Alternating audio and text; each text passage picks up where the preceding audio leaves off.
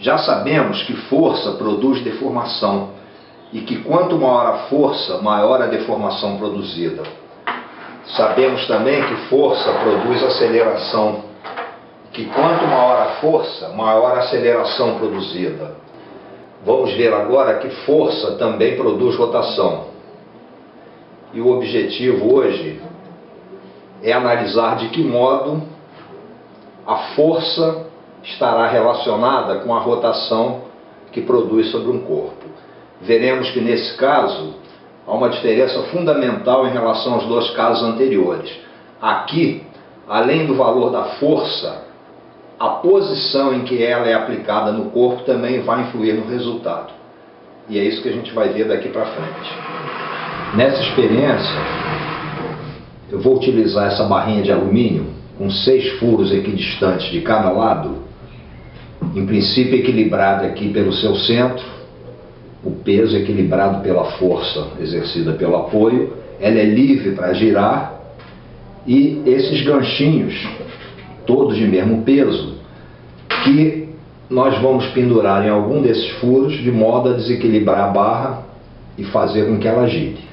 Inicialmente, observe que quanto maior a força aplicada, maior o poder de rotação, vamos chamar por enquanto assim, que essa força vai produzir. E para que você perceba isso, eu vou fazer o seguinte: eu vou pendurar sucessivamente 1, depois 3 e depois 5 ganchos na mesma posição aqui da barra. E você deve então observar o efeito de rotação produzido em cada um desses casos.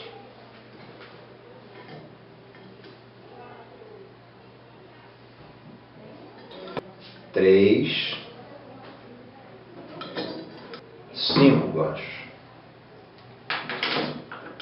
Creio que dá para concluir que quanto maior a força aplicada num determinado ponto ali da barra, maior a rotação que ela produz. Mas você deve observar também que a mesma força aplicada a distâncias diferentes aqui do eixo de rotação irá produzir efeitos de rotação diferentes. Quanto mais longe a força for aplicada, maior vai ser o efeito, o que eu chamei de poder de rotação da força. E para que você observe isso, eu vou colocar sucessivamente um gancho, primeiro no primeiro furo, depois no terceiro e depois aqui no 6º furinho da barra.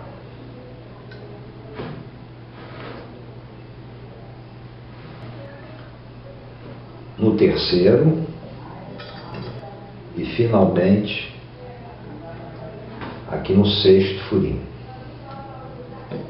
Ok? A esse poder de rotação de uma força, que como você vê aqui pela experiência, aumenta tanto com o valor da força, como também com a distância em que a força é aplicada em relação ao eixo, damos o nome de momento ou torque de uma força.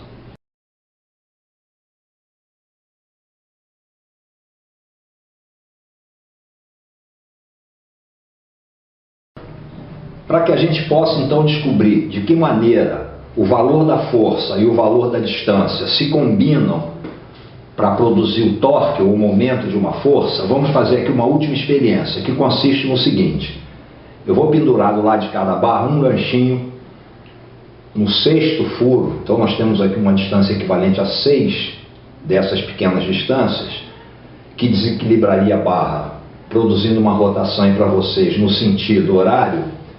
Nós vamos tentar equilibrar esse efeito, colocando do outro lado da barra pesos que, produzindo uma rotação em sentido contrário, equilibrem exatamente esse momento do lado de cá. E eu vou começar pela situação óbvia de equilíbrio, que seria também um gancho na mesma distância, e eu tenho aqui então um momento nesse sentido, equilibrado por um momento nesse sentido, e a barra deve ficar equilibrada.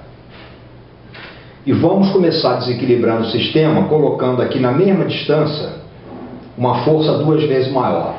Evidente, não há dúvidas, eu imagino que se eu soltar aqui a barra vai girar nesse sentido aqui para você. Perfeito? E a nossa questão é, onde eu devo então pendurar esses 2 ganchos para equilibrar o momento produzido do lado de cá? Uma primeira tentativa talvez fosse o seguinte raciocínio: como eu aumentei aqui a força em uma unidade, era 1, passou para 2, eu vou diminuir também a distância em uma unidade. Do 6º furo eu vou passar para o 5º furo. O que você acha? Vai equilibrar? Não equilibrou. Continua aqui sendo um momento maior do lado de cá do que do lado de cá. Vamos tentar uma outra compensação, utilizando o seguinte raciocínio: como essa força aqui é 2 vezes maior que a do lado de cá, talvez o momento dela seja compensado com uma distância 2 vezes menor. Eu deveria então buscar aqui o equilíbrio no 3º furo, força 2 vezes maior, distância 2 vezes menor. E o que você acha que vai acontecer quando eu largar aqui? Equilibrada, não? E estendendo um pouco mais essa experiência para verificar se esse raciocínio realmente é exato, eu coloco aqui a seguinte questão para você. São agora 3 ganchinhos aqui, desequilibrando a barra nesse sentido. E eu quero voltar a equilibrar. Usando a mesma regra que a gente viu valer para a situação anterior, se eu tenho aqui uma força 3 vezes maior, o equilíbrio deve se dar numa distância 3 vezes menor do que a do lado de lá. E eu teria então equilíbrio nessa situação. Será? Perfeito, né? Com essa experiência, então, a gente está pronto para poder juntar força e distância numa definição que contemple o que vem a ser essa grandeza física, momento ou torque de uma força. E ela vai aparecer então para você agora aí.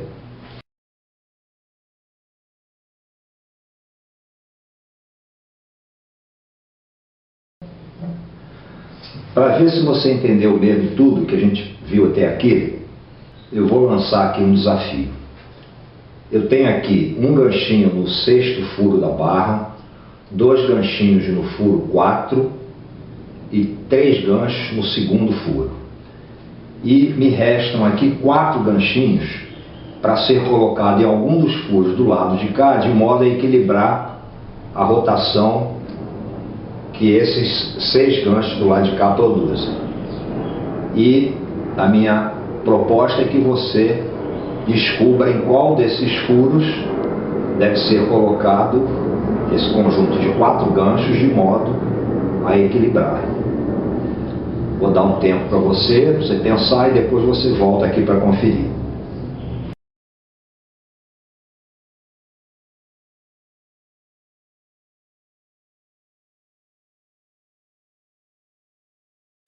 Vamos ver então se você acertou. Eu vou colocar diretamente aqui no 5º furo e você observa então que a barra fica equilibrada. Em qualquer outra posição, por exemplo, no 4º furo, a barra vai girar nesse sentido, enquanto que no 6º furo, o momento dessa força do lado de cá prevalece e você tem uma rotação então no outro sentido.